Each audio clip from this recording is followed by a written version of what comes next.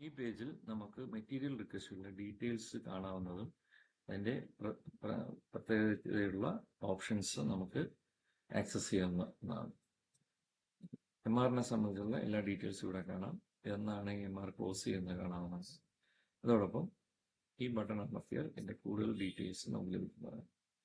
ഈ ഓപ്ഷൻസ് എന്ന button press ചെയ്യുമ്പോൾ നമുക്ക് ഇത്രയും ഓപ്ഷൻസ് ലഭിക്കുന്നതാണ്. അതിൽ ഇൻവൈറ്റ് വെൻഡേഴ്സ് എന്നുള്ള ബട്ടൺ അമർത്തിയാൽ നമുക്ക് വെൻഡേഴ്സിനെ ഇൻവൈറ്റ് ചെയ്യുന്ന ഫോം നമുക്കിവിടെ ഓപ്പണായി ലഭിക്കുന്നതാണ്. ഹിസ്റ്ററി എന്ന ഓപ്ഷൻ നമ്മൾ സെലക്ട് ചെയ്താൽ ഈ മെറ്റീരിയൽ റിക്വസ്റ്റിനെ സംബന്ധിച്ച് ഉണ്ടായിരിക്കുന്ന എല്ലാ ആക്ഷനും നമുക്കിവിടെ വിസിബിളായി കാണാവുന്നതാണ്.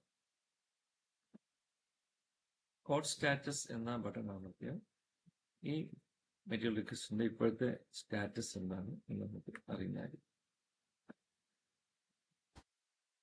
എഡിറ്റ് റിക്വസ്റ്റ് എന്ന ഈ ഓപ്ഷൻ നമ്മൾ സെലക്ട് ചെയ്താൽ ഈ പ്രസ്തുത ഇതിൽ MRനെ നമുക്ക് എഡിറ്റ് ചെയ്യാൻ സാധിക്കുന്നതായി.